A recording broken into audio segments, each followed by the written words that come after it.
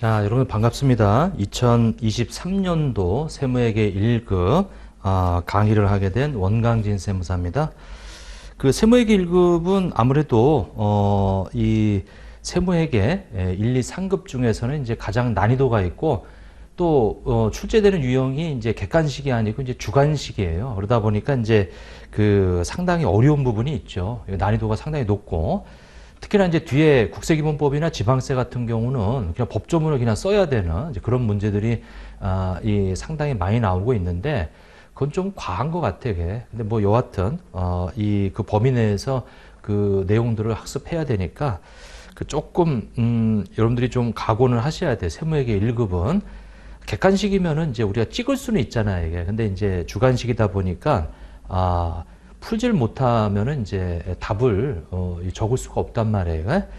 자, 여하튼 부가세, 소득세, 법인세 여기는 주로 계산 문제 위주로 좀 이렇게 접근할 거예요. 자, 일단 부가세부터 먼저 이제 이 수업을 진행해 나가는데 부가세 총칙이라고 해서 부가세 특징이 있죠. 자, 일단 어느 정도 기본적인 것은 좀 생략하고 넘어갈게요. 우리가 직접적으로 출제되는 유형들을 좀 봐야지 그 기초적인 이론을 여기서 다 뭐 세무회계 상급에서 했던 얘기, 2급에서 했던 얘기 그거를 너무 깊게 하면은 시간이 어마어마하게 들어가요. 그래서 이제 그건 좀 이해하시고, 자, 일단 부가세 특징, 우리 부가가치세는 이제 국세예요. 국세라고 하는 것은 이제 과세권자가 정부란 얘기지. 지자체가 과세권자면 이제 지방세라고 하죠. 그게 국세라고 해서 이제 10%를 이제 부가세를 징수해요. 근데 사실은 이제 세무서에 갖다 내는 그 부가세의 25.3%는 지방 소비세라고 해서 또 배분이 돼, 이게. 이게 이제 진짜 국세는 이제 74.7%만 나머지 25.3%는 이제 지방 소비세로 이 지자체로 또 내려간다. 뭐 여하튼 일단은 신고 납부는 국세로 해서 하고요. 그 다음에 이제 그걸 다시 이 배분하죠. 자, 간접세라고 하는 것은 이제 납세 의무자하고 담세자가 이제 서로 다른 걸 말하지. 자, 그러다 보니까 간접세의 가장 큰 특징은 조세 저항이 적다 이거죠. 왜냐하면 세금을 내는 사람하고 그러니까 세금을 부담하는 사람이 달라. 그러니까 여러분들이 물건을 사면 거기 부가세가 포함되어 있는데 내가 세금 내고 있는지 잘 몰라. 근데 사업자들은 그 물건을 팔면서 부가세를 여러분들한테 받아가지고 세무서에 갖다 내죠. 그러면 오히려 이 여러분들이 부담하는 부가세를 이 사업자들이 갖다 내면서 사업자들은 자기 돈이 아니거든, 이게. 근데 이제 사업자들이 오해를 하지. 자기 돈 나가는 것처럼. 근데 그게 아니고 부가세는 소비자로부터 받아가지고 사업자들이 세무서에 갖다 내는 거죠. 이거는 어떤 그 징수의 편의를 위해서 그렇게 하는 거지. 자, 그 다음에 이제 직접세라고 하는 것은 이제 이 담세자하고 납세 의무자가 같다는 얘기죠. 그러다 보니까 조세 저항이 크죠. 예를 들면 소득세지. 그러니까 여러분들이 만약에 근로소득이 있는데 거기서 세금 내라? 그러면 별로 기분이 안 좋죠. 세금 내라고 하면. 근데 물건 사면서 부가세 내는 거는 잘 몰라, 이거는. 이렇게. 자, 그리고 일반 소비세예요. 그래서 모든 재화 용역에 대해서 다 과세가 돼 있고요. 거기에서 이제 면세로 열거된 거 빼고 이게 일반 소비세예요. 근데 이제 특정 재화 용역에 대해서 과세하는 걸 우리가 개별 소비세라고 하지. 그러니까 여러분들이 무슨 어디냐면은 이 단란주점이나 이런 술집 있잖아요. 예. 그런데 가면은 개별 소비세라고 해서 별도로 또 낸다고, 세금을. 그러니까 여러분들이 그 편의점에서 우리 맥주 사 먹는 거하고 그런 단란주점이나 이런 개별 소비세 과세 대상인 그런 데서 술 먹는 거하고 가격이 다르죠, 이게. 왜냐면 세금이 붙어 있으니까. 세금이 붙어 있으니까. 자, 그리고 소비지급 과세 원칙이라고 그래요. 이게 부가세는 소비에 대해서 과세하다 보니까, 자, 우리나라가 이렇게 있으면 외국에서 수입해 오면 우리나라에서 소비할 걸 예정해서 가져오기 때문에 이것은 10% 과세가 돼요. 그리고 국내에서 이 공급이 되면 당연히 10% 과세가 되겠지. 근데 이거를 국내에서 소비하지 않고 국외로 이제 수출을 하게 되면 국내에서 소비 안 하죠. 그러다 보니까 나갈 때는 영세율을 적용을 시켜요, 이게. 자, 그래서 이 부가세는 10%하고 영세율로 돼 있다. 이제 이런 얘기예요. 그러면 소비지구 과세 원칙. 자, 이것 때문에 우리나라에서 소비하지 않고 해외로 나갈 때는 영세율을 적용해요. 이렇게. 자, 그 다음에 전단계 세액 공제법이다라고 하는 것이 있죠. 그래서 이것은 이제 굉장히 중요한 얘기죠. 그게 우리가 이 제조업자가 이렇게 있고요. 그 다음에 이제 이 유통시키는 도매업자, 소매업자, 그리고 이제 소비자한테 이렇게 가죠. 그러면 제조업자가 이렇게 1,000원이라는 물건을 만들어서 도매업자한테 팔면 제조업자 입장에서는 도매업자가 소비자예요. 자기한테 물건 사가는. 그래서 이 물건, 이 1,000원에 공급하는데 거기에 10%인 100원을 이 도매업자한테서 이 거래할 때 우리가 이걸 보고 거래할 때 징수한다 그래.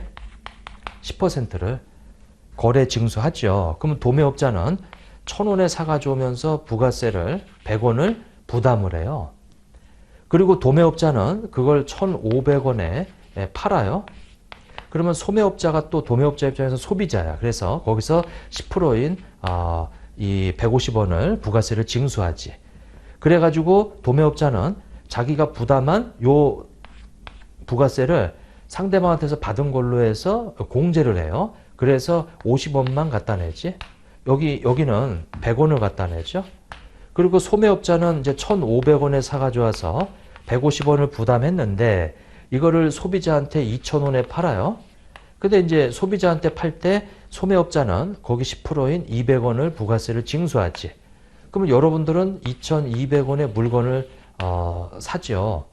근데 내가 2,200원의 물건을 살 때 내가 부가세 부담하는지 잘 몰라, 이게. 물론 이제 여기 부가세 포함되어 있다 이거죠, 이게. 그러면 요거 빼가지고 50원만 갖다 내죠. 그럼 제조업자가 갖다 내는 요 100원은 사실은 도매업자한테서 받아서 낸 거고, 도매업자는 100원을 부담했지만 상대방인 소매업자로부터 150원 받아서 이 50원은 소매업자한테서 받아서 내는 돈이에요. 소매업자는 150원을 부담했지만 소비자로부터 200원 받아서 이 50원 갖다 내는 것은 소비자한테서 받아서 내는 돈이지. 그러면 세무서에 총 200원이 들어갔는데 여기 사업자들은 하나도 부담하지 않고 결국은 소비자가 부담하는 거다 이거죠. 소비자가. 그러니까 소비자가 부담하는 게 이게 부가세란 말이에요. 이게. 그러니까 사업자들은 이렇게 전 단계에서 부담한, 이게 매출 단계, 전 단계가 매입 단계예요. 매입 단계에서 부담한 세액을 공제해 주는 방법. 이걸 보고 전 단계 세액 공제법이라고 그래요. 그러니까 전 단계 세액 공제법은 이중과세를 방지하고자 이렇게. 그러니까 내가 부담했는데 다음 사람한테 받아서 그걸 빼준다 이거죠. 빼준다. 이렇게. 만약에 100원도 부담하고 다음 사람한테 받은 것도 갖다 내라고 하면은 이중으로 세금을 내는 거니까 내가 부담한 거를 빼준다 이거죠. 이게 이렇게. 그리고 이중과세 방지를 위해서 이렇게 전단계 세액 공제법인데, 그러면 요때 반드시 요것에 대해서 내가 부담했다는 것을 이 입증하는 서류가 필요해. 이게 입증 서류. 자, 그걸 보고 우리는 텍스 인보이스, 세금 계산서라고 한다. 그래서 이렇게 공제받고자 하려면 원칙적으로 세금 계산서가 필요하다 이거죠. 자, 그 다음에 물세라고 돼 있어요. 자, 물세는 인적사항을 고려하지 않는 거지, 이거. 그래서 우리가 100만 원짜리 컴퓨터를 살 때 부가세를 10만 원을 부담해요. 근데 내가 만약에 전 재산이 1,000만 원인 사람이에요. 그러면 고민하지. 내가 이 컴퓨터 살지 안 살지 고민하죠. 자, 그런데 만약에 여러분들의 재산이 100억이에요. 근데 컴퓨터 100만 원짜리 사면서 이 10만 원의 부가세를 내가 부담할지, 이거는 하나도 부담 안 되지. 지금 무슨 얘기냐면 돈 이렇게 많이 가지고 있는 사람이 세금을 부담하는 것이 오히려 적어. 그럼 이거 뭔가 거꾸로 됐지. 세금이라고 하는 것은 일단은 부담 능력이 큰 사람이 더 많이 부담하는 건데 부가세는 그렇지가 않아요. 부가세는 무조건 물건값에 대해서 10%를 내다 보니까 돈 많이 가진 사람은 부담이 적어. 오히려 이걸 보고 뭐라면 역진성이라고 그래. 세금의 역할이 반대로 돼 있지, 이게.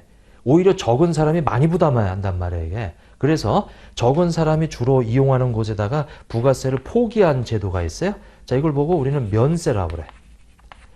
그러면 서민들이 이용하는 곳에 주로 면세라고 되어 있는데 그게 대표적인 게 여러분들 지하철이라든지 아니면 마을버스라든지 거기는 다 부가세가 없어요. 네? 근데 이제 고급 승용차라든지 이런 거를 살 때는 부가세가 붙지 이게.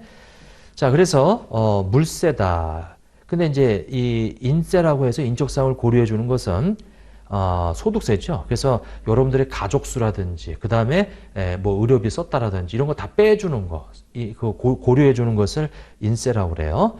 근데 부가세는 대표적인 물세다. 자, 다단계 거래세다. 그래서 아까 말씀드린 다단계, 단계마다 세무서에 갖다 냈죠. 여기 100원 갖다 내고 50원 갖다 내고 50원 갖다 내고 그러니까 세무서에는 가만히 앉아서 200원이 이 납부가 되는 거예요. 이렇게.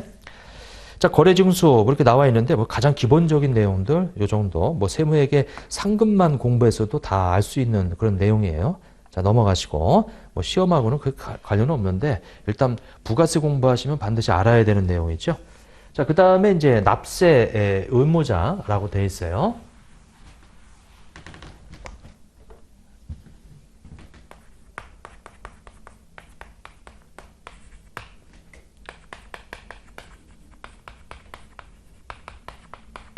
자, 이것은 이제 부가세, 부가가치세 이렇게 약자로 쓸게요. 자, 신고납부 의무 있는 사람.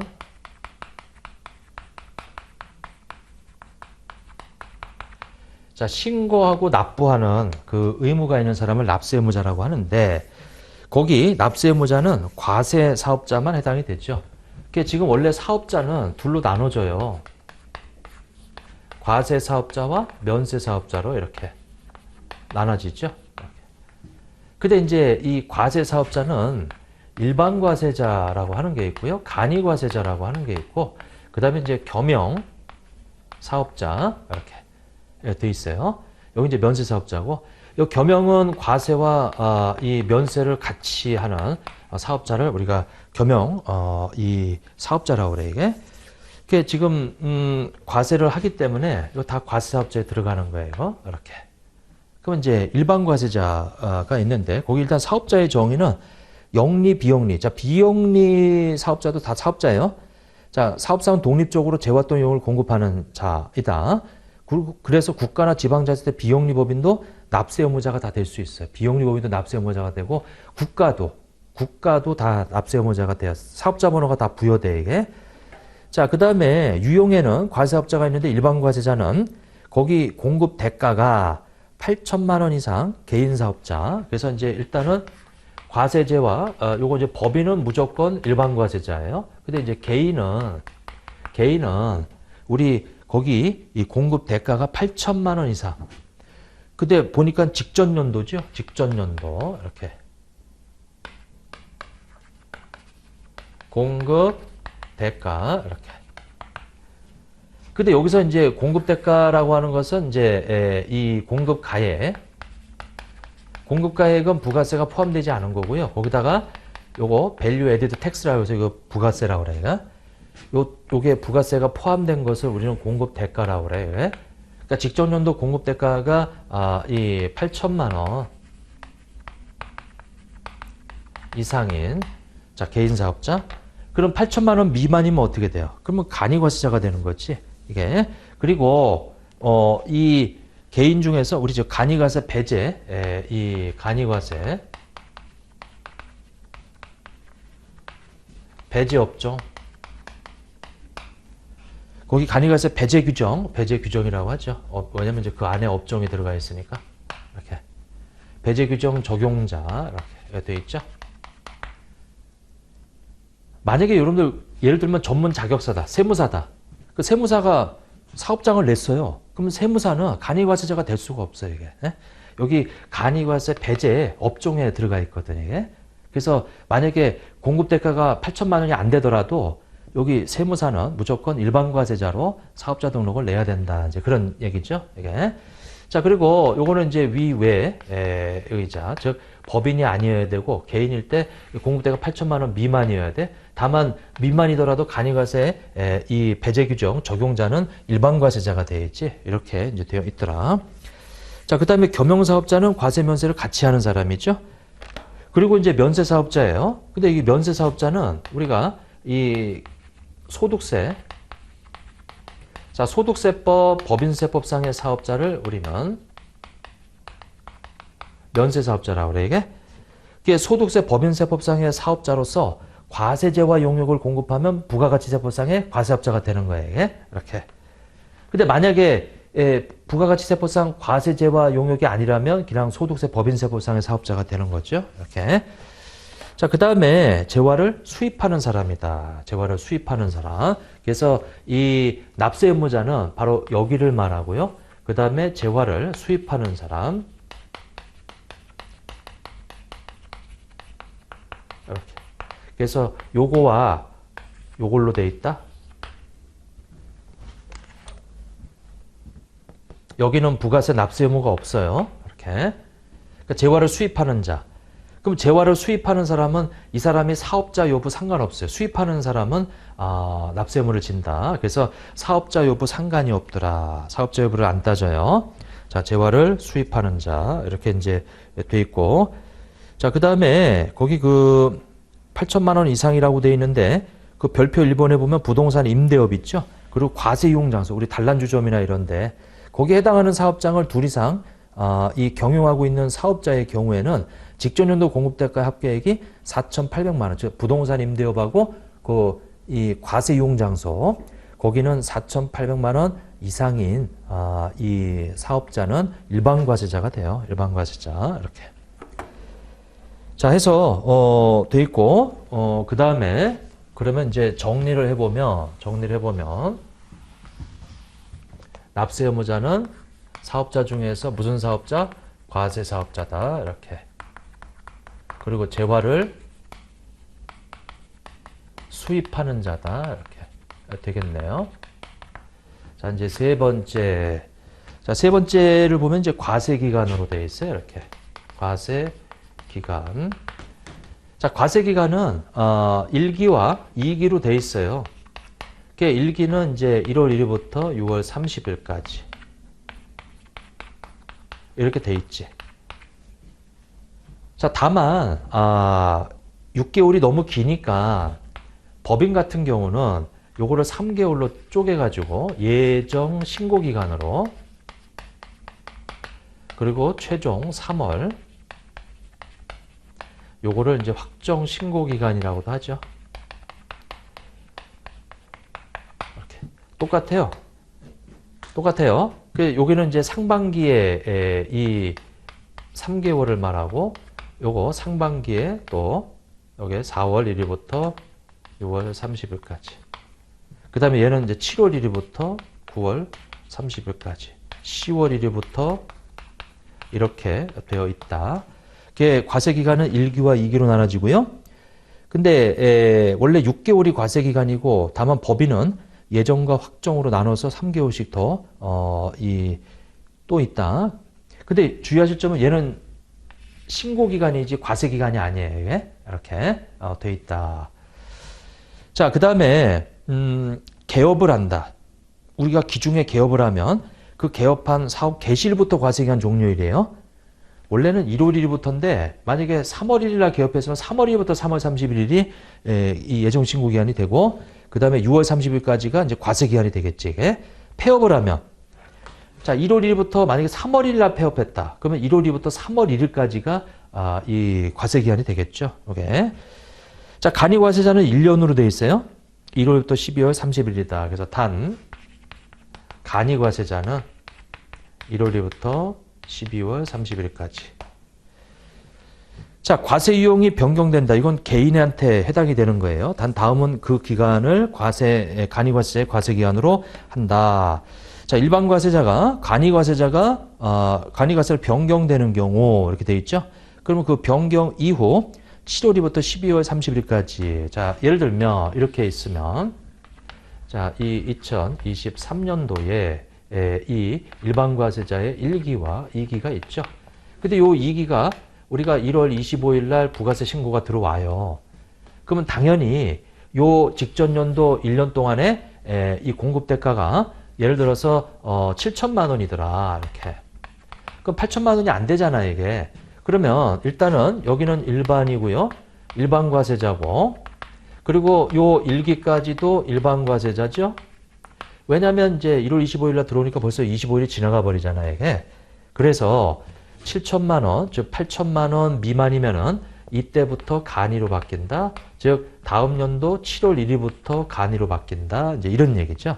거기 일반 과세자, 간이 과세로 변경되는 경우는 그 다음 연도 7월 1일부터 12월 30일까지는 이제 간이 과세자로 가는 거예요. 이렇게. 그리고 또 얘는 또 어떻게 돼요? 요것도 1월 25일 날 또 들어와요. 그래서 이제 요거 직전 연도 1년 동안의 공급 대가가 예를 들면 9천만 원이다. 이렇게. 그러면 이제 8천만 원 이상이잖아요, 이게. 넘어갔죠? 그러면 이제 일단은 여기까지는 간이로 가고, 이제 요 2기부터는 이제 이 일반으로 이제 바뀌는 거죠. 이렇게. 지금 요렇게 바뀌어서 간이가 되는 경우에 요거 하고, 그 다음에 그 밑에 거 봐보세요.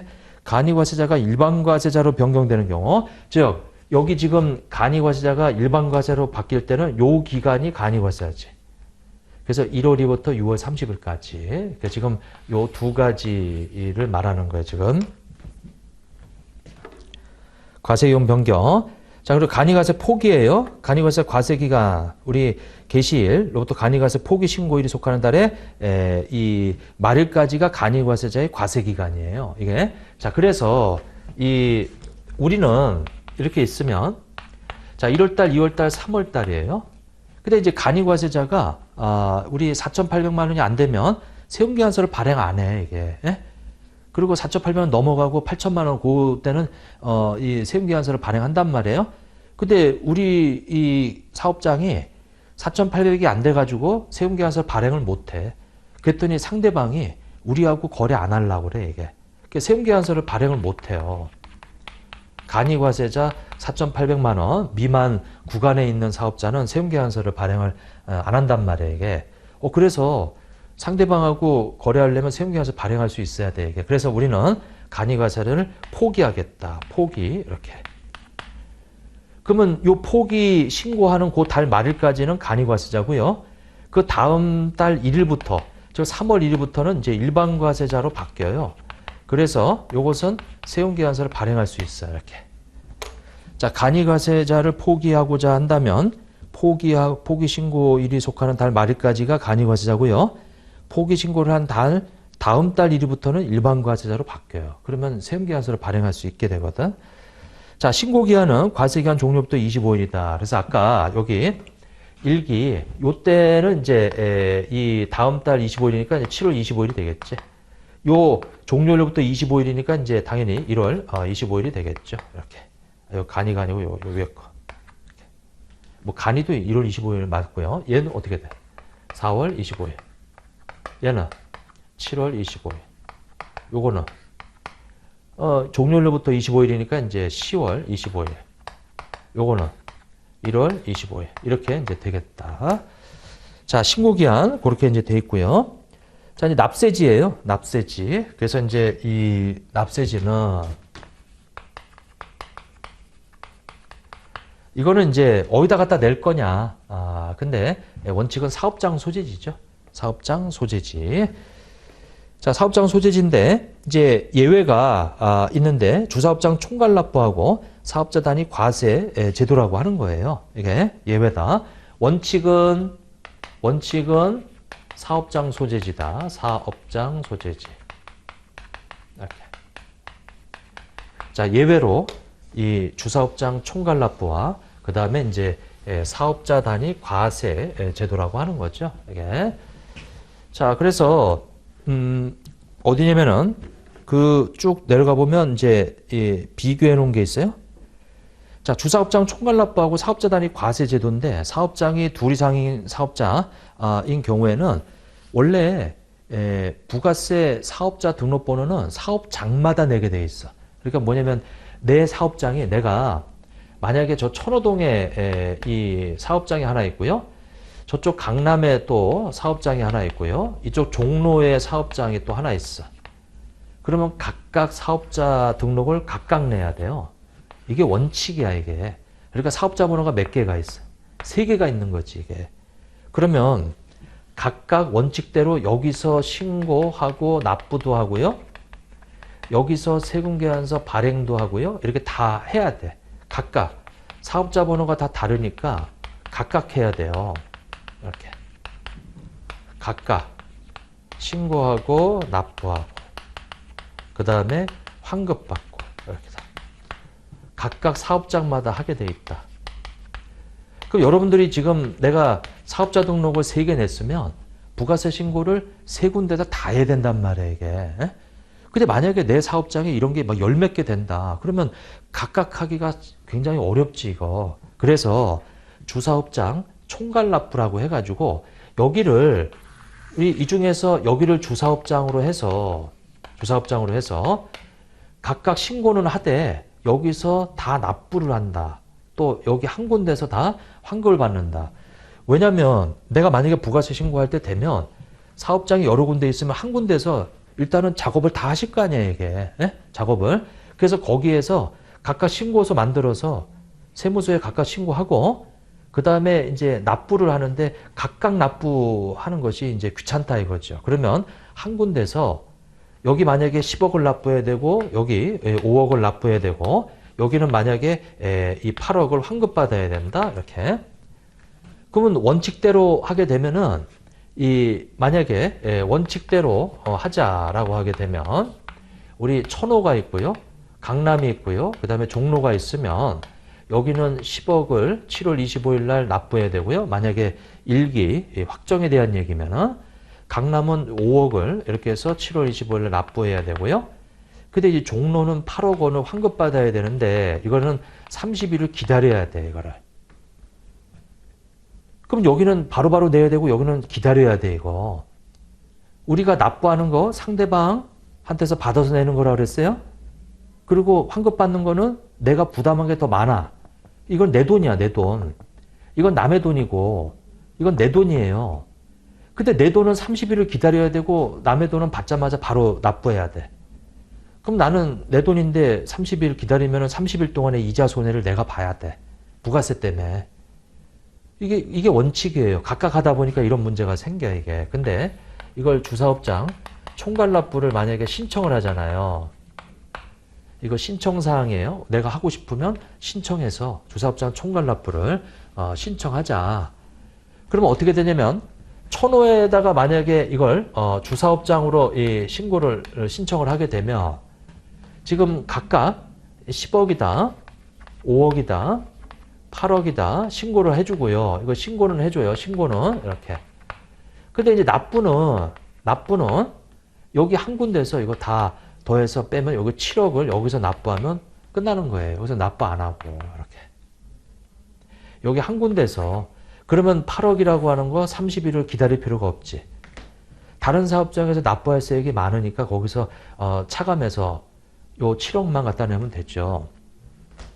그러면 총괄납부 신청하면은 지금 7월 25일 날 7억만 나가면 돼. 근데 원칙대로 하면은 15억이 돈이 나가야 돼. 나는 돈이 없는데 15억이 나가야 된단 말이에요. 얘는 또 기다려야 되고. 그럼 이제 자금 운용에 있어서도 총괄납부 신청하는 게 낫지. 이렇게 7월 25일 날 그냥 7억 원만 납부하고 끝나니까 이게 이렇게 돼 있다. 자, 근데 이 주사업장 우리 그 총괄납부는 이제 이렇게 돼 있어요. 이렇게 돼 있는데 사업자 단위 과세제도는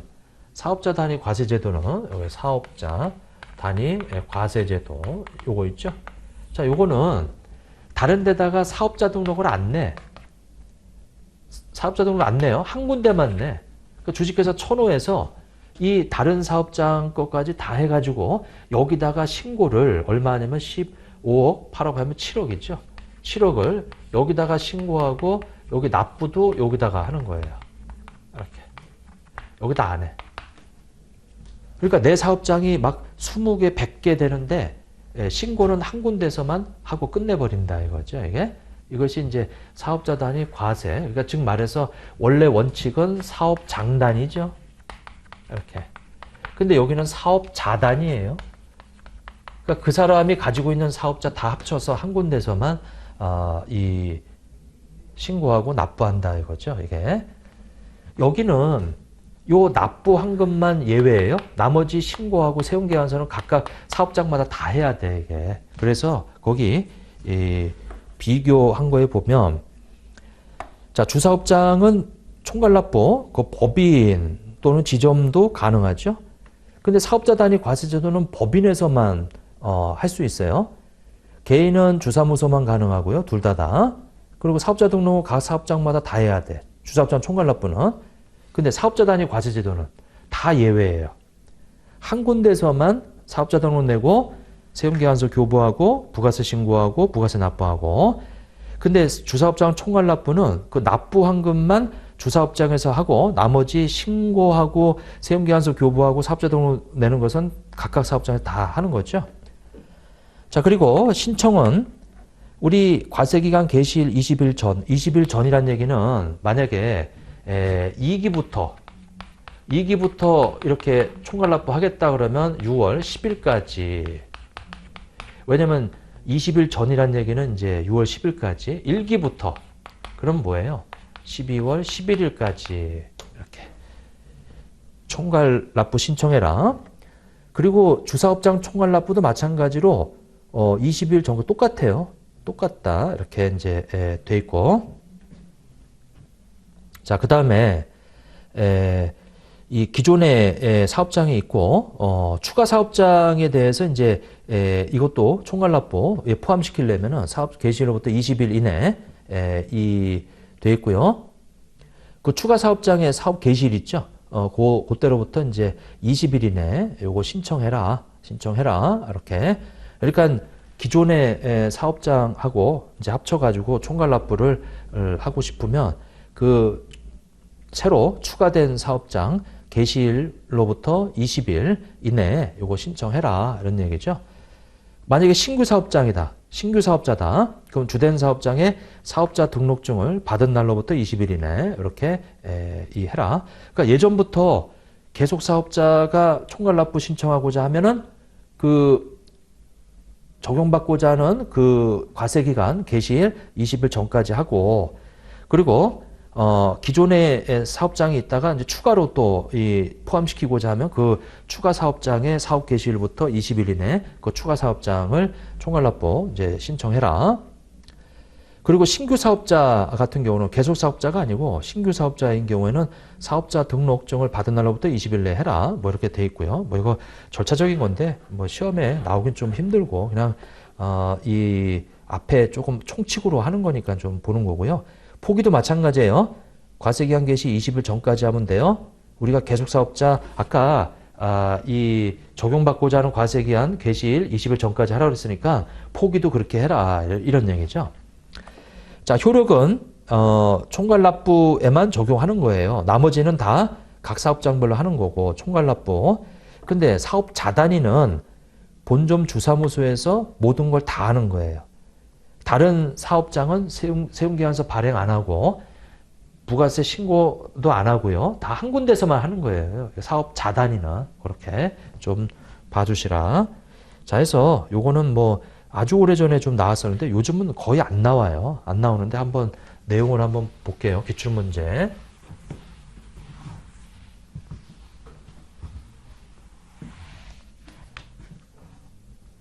자, 거기 그 가구업을 종사하는 일반 과세자 안달호는 청주에 공장을 두고 청주.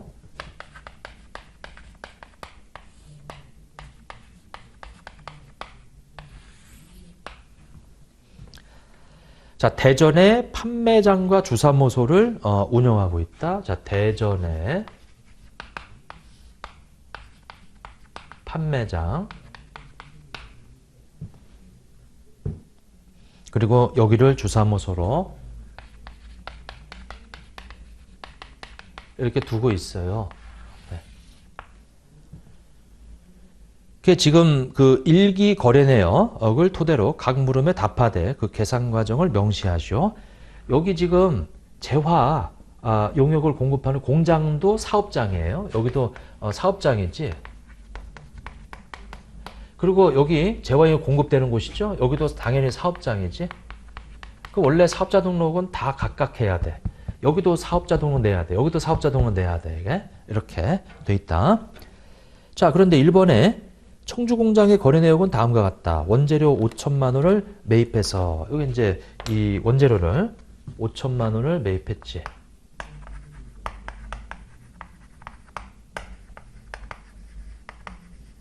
이렇게.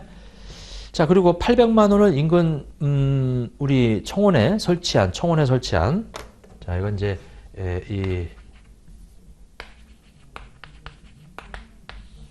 하치장 있죠? 하치장 이렇게 하치장에다가 이 반출하였대요. 그러니까 재화의 공급은 사업장에서 이렇게 나가는 걸 우리가 재화의 공급이라고 하는데 문제는 뭐냐면 이 하치장이라고 하는 게 사업장이 아니다 이거죠. 이게 사업장이 아니고 얘는 물건을 보관하는 장소예요. 그러니까 얘는 재화의 공급이 아니야. 이거는 재화의 공급이 아니에요.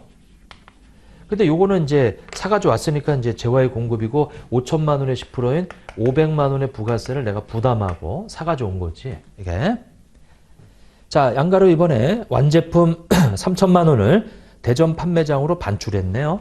그러면 여기 지금 이렇게 완성된 거를 이쪽으로 이렇게 반출했대요. 그게 3천만 원이지. 이렇게 3천만 원 이렇게 반출했대요. 자, 그리고 1,000만 원은 천안 거래처에 판매했대요. 여기 이제 천안 거래처지. 거래처에.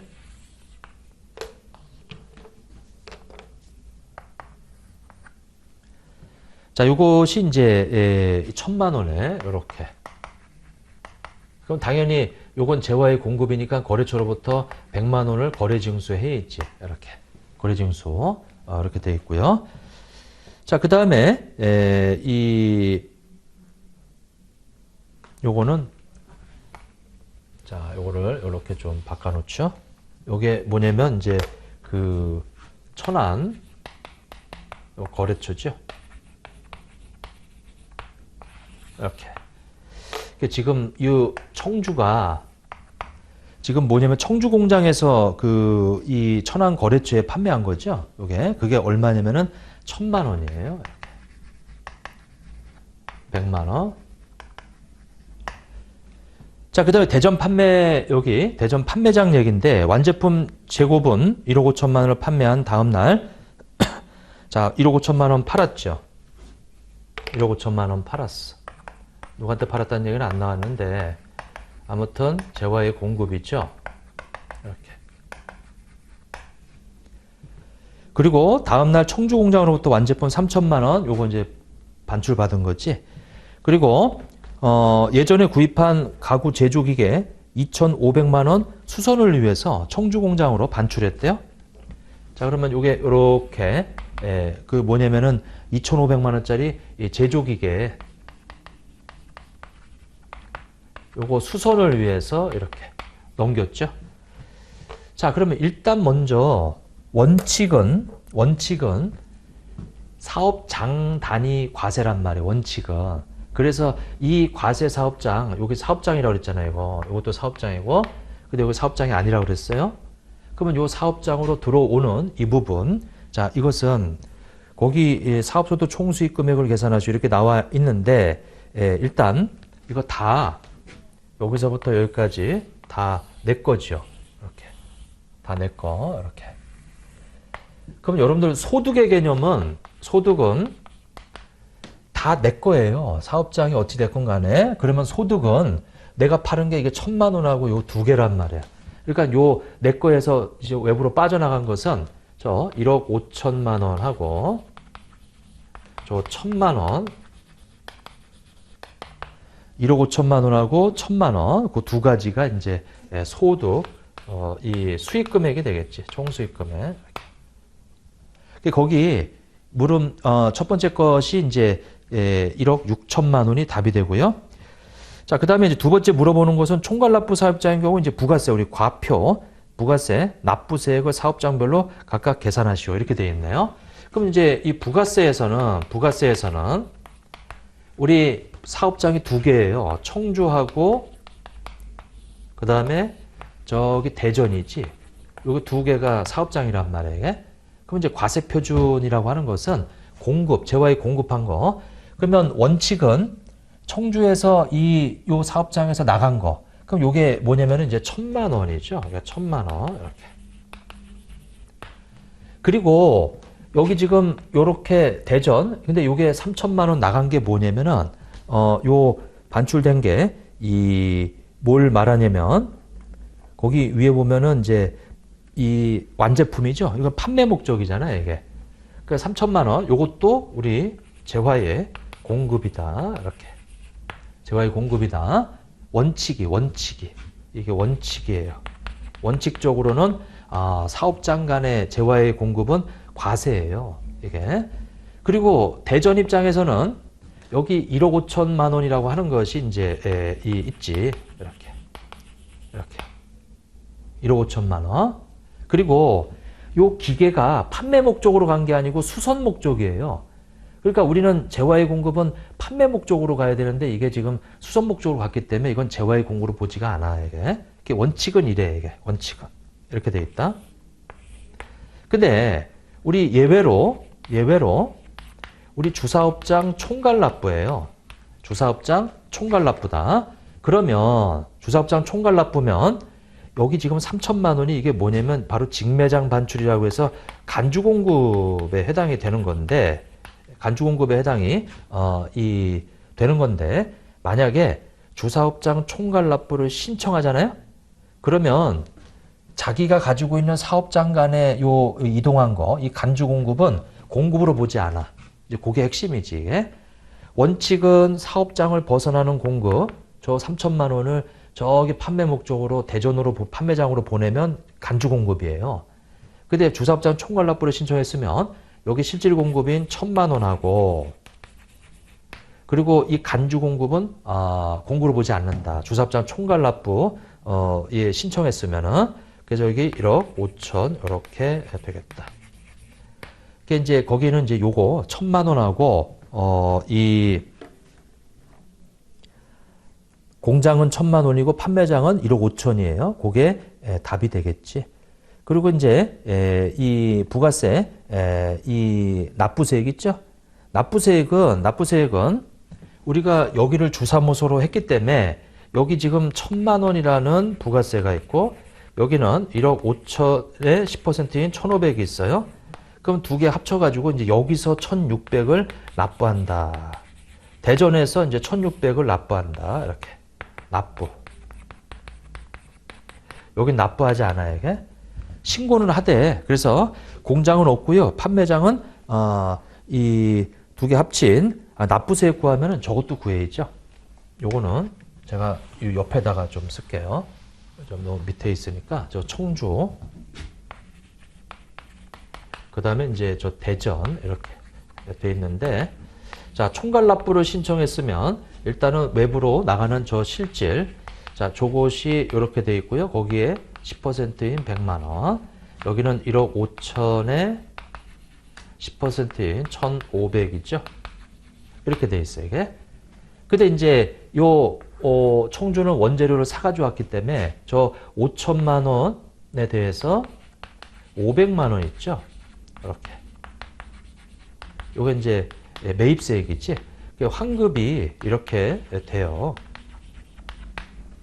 이거 이제 신고 들어가는 거예요, 이게. 그리고 대전은 요거 공급이 있죠. 그리고 요거 재화의 공급으로 보지 않기 때문에 그거는 매입으로 보지 않아요, 이게. 그래서 없죠.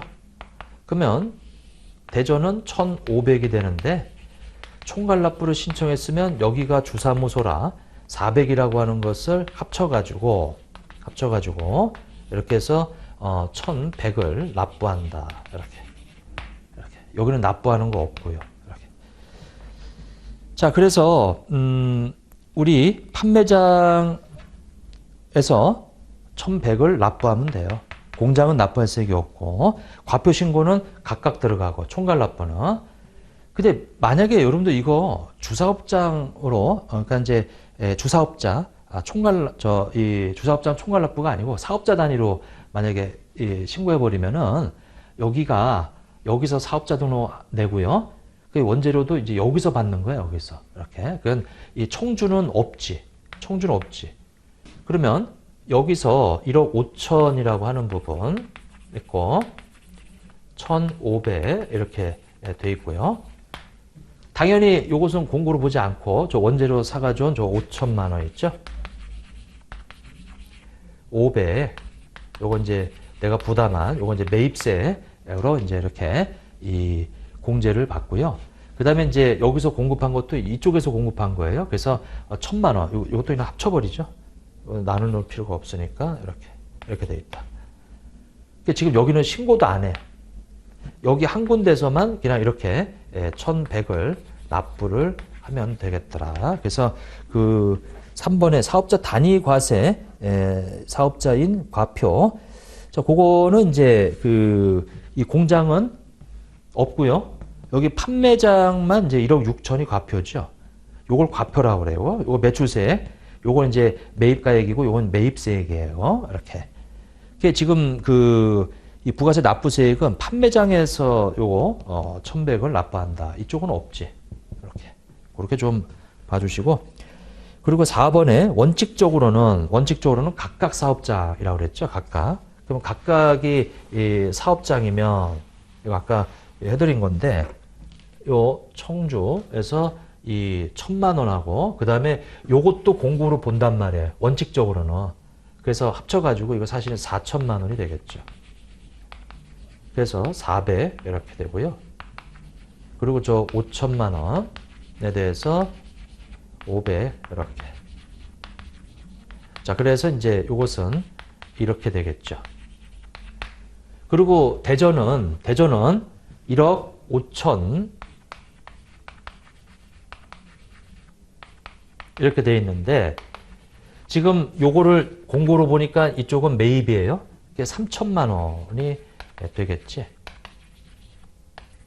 300만 원 이렇게.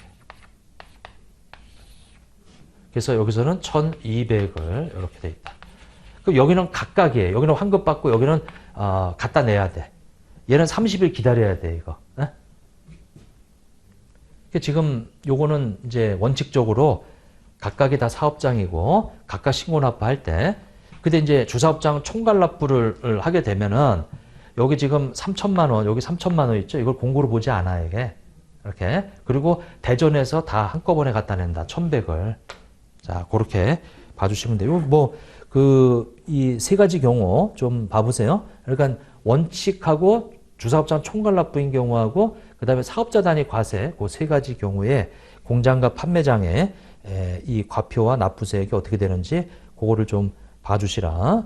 자, 그 다음에 이제 사업자 등록. 근데 이거 좀 나오기 좀 그렇죠. 근데 4번이네요. 아무튼 그렇게 좀 봐주시고 자, 사업자 등록이다라고 하는 거. 사업자 등록 신청은 사업 개시일로부터 20일 내에 하게 돼 있어요. 신청하는 거다. 뭐 사업 개시일 전에도 가능해요. 이렇게. 지금은 이제 홈택스를 통해서 사업자 등록도 가능하고. 자, 사업자 등록증 교부라고 돼 있는데 신청일로부터 일반적으로 이틀 내에 가서 신청하자마자 바로 발급해 주는 경우도 많고. 근데 이제 사업자 신청하면은 이틀 내에 또 사유가 있을 때는 5일 이렇게 기간을 두는 것은 이 사업자가 실제 사업할지 안 할지를 현지 조사할 수도 있어요, 이게. 그러니까 제조업이다 그러는데 제조 설비 이런 거 하나도 갖춰져 있지 않고 그냥 사업자 등록만 내고 그 사업자 등록증 가지고 사업자 번호 가지고 이 자료상이 되는 경우도 많아요. 실제 사업 안 하면서 그냥 세금계산서 장사하는 거죠. 그런 것 때문에 이틀을 뒀어요. 사유가 있을 때는 5일 연장이고, 근데 보통은 이제 우리 이 업종에 따라서 바로바로 그냥 사업자 등록증을 교부해주고, 근데 이제 그게 만약에 신청일부터 2일 낸데 그 날이 토요일이거나 일요일이거나 또는 공휴일이거나 또는 대체 공휴일이죠. 또는 근로자의 날, 그거는 제외돼요. 그거는 제외된다. 그래서 이제 그 다음 날 이제 교부가 되겠지. 2일 플러스 5일 연장인데 그 날이 만약에 토요일, 일요일, 공휴일, 대체 공휴일이면 이때는 교부할 수가 없잖아요, 이게. 그래서 이제 그 다음 날이 되겠죠. 요 날 빼고.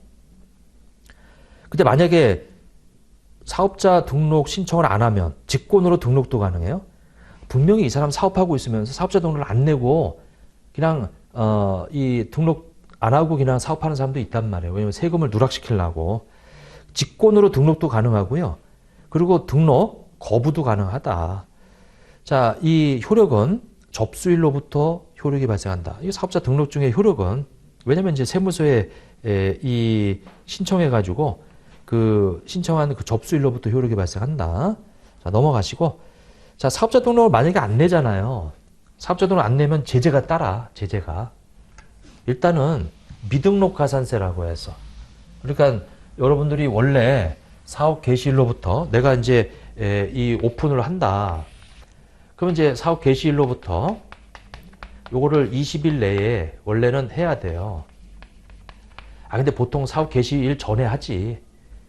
왜냐면 내가 음식점을 해도 인테리어 하고, 아니 그러면 사업자 등록을 미리 내서 인테리어 사업자한테서 세운계약서 받아야 된단 말이에요. 매입세 공제 받으려면. 이게 물론 일정 이 기간을 갖추면은 이 사업자 등록 안 내고 내 신용카드로 결제하거나 이런 것도 다 매입세 공제 받을 수 있어요. 주민번호로 받은 것도 받을 수 있어요. 이게 왜냐면 처음에 사업 개시할 때는 정신없단 말이에요. 이게 세무서에 사업자 등록 내는 거, 그거는 개시일로부터 20일 내에 내라 이거죠. 이렇게 20일 내에. 자, 근데 이게 넘어가면은 거기 20일이 경과돼서 그 공급시가 속하는 과세행위가 끝난 후 20일 이내에, 즉 만약에 1기면은 이게 6월 30일이에요. 그리고 그때로부터 20일이면 7월 20일이지. 그러니까 요때 만약에 신청을 하잖아요. 이렇게. 자, 신청을 하게 되면 그 공급 시기가 속하는 과세기간 기산일까지 역산한 기간 내의 것은 공제가 되더라. 이렇게. 그래서 이제 이 등록 신청을 만약에 하게 되면 공급 시기가 속하는 과세기간 이 기산일까지 역산해서 이거 매입세 공제 해주겠다는 거지. 이렇게 해서 이제 이게 만약에 이 1기다라고 하게 되면 요게 6월 30일이고요. 요거 매입세 공제 해줄게. 그러니까 요거 매입세 공제 받으려면 적어도 아무리 늦어도 과세기간 종료일 20일까지는 신청을 해야 돼. 만약에 넘어가 버리면 그 매입세 공제를 못 받아, 이거를. 매입세 공제를.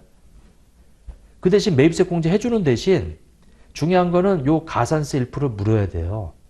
뭐냐면 여기 기간 동안에 공급한 그 공급 가액에 요거 이제 요 기간 동안에 물건 파는 거 있으면 거기에 1% 우리 이 미등록 가산세를 물어야 되겠다. 그래서 거기 가로 열고 사업 개시일부터 우리 등록을 신청한 날의 직전일까지의 공급가액의 1%라고 되어 있죠. 그래서 개시일부터 이제 만약에 물건 파는 거 있으면 거기에 대해서 1% 가산세는 물어야 되겠다.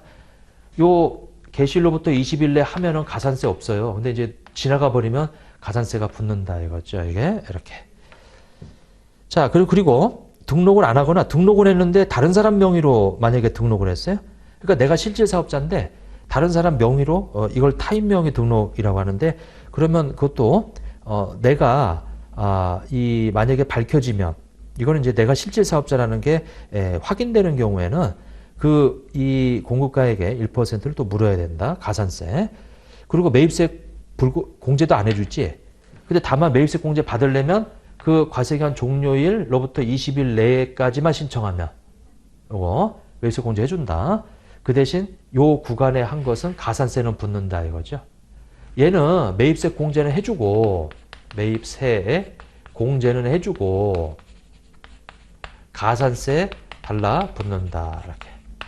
근데 만약에 요때 신청하면은 그러면 이건 매입세 공제 안 해주죠. 그 가산세 두드려 맞고 이렇게 가산세 두드려 맞고 이 개시일 이후에 발생한 공급가액의 1% 가산세 두드려 맞고, 그리고 매입세 공제라도 받으려면 이제 요 과세기간 종료부터 20일 내에 신청을 해야지. 이게 이렇게 돼 있다.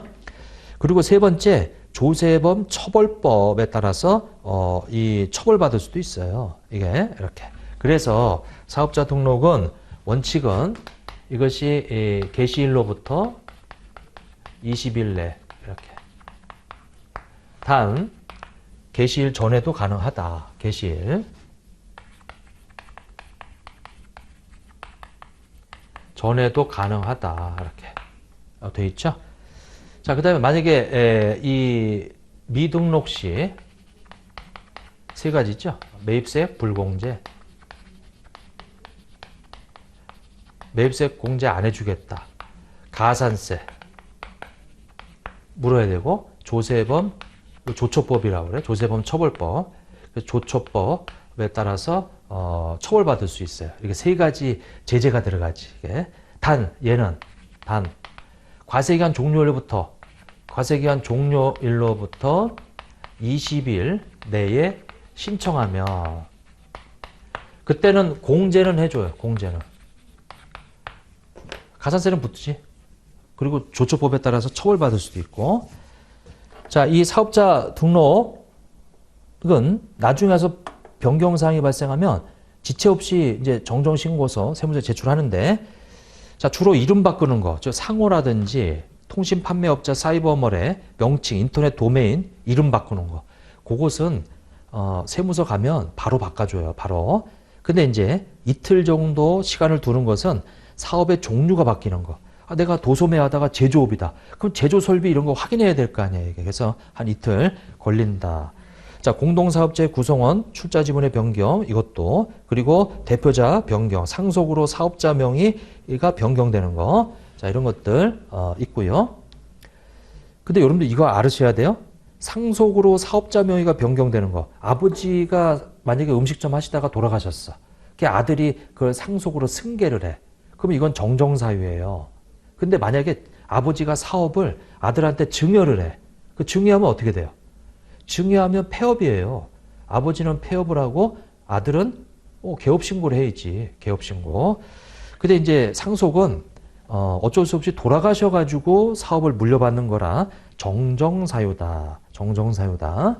그래서 이제 상속으로 사업자의 명의가 변경되는 것은 정정사유고, 만약에 이 증여로 사업자 명의가 바뀌는 것은 폐업사유죠. 이렇게. 자, 돼 있고, 그 다음에 5번째, 6번째, 그 내용들 바꾸는 거, 다, 이 신고일로부터 2일 내. 그러니까 이제 즉시 교부해 주는 것은 상호하고, 그 통신 판매업자 그 사이버몰의 명칭하고 도메인 바꾸는 거죠.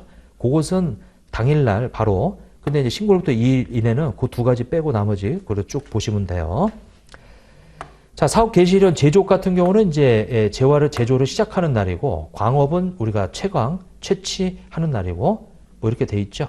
공급을 시작하는 날 이렇게 나와 있다. 뭐 그건 참조를 좀 해주시고요. 그렇게 좀 봐주시면 되겠어요. 이게. 자, 지금 이게 총칙의 내용인데 우리 시험하고는 크게 관련은 없네. 근데 하지만 부가세를 공부할 때 우리 이 객관식에서는 잘 물어보죠.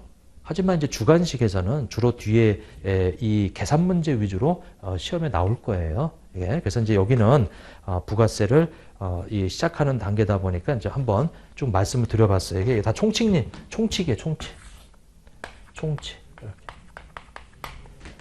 이게 이제 본격적으로 시작되는 것은 이제 그 뒤에 나와 있는 과세 대상부터가 이제 본격적으로 이제 얘기해야 될 내용들인데, 거기는 조금 쉬었다가 또 하겠습니다.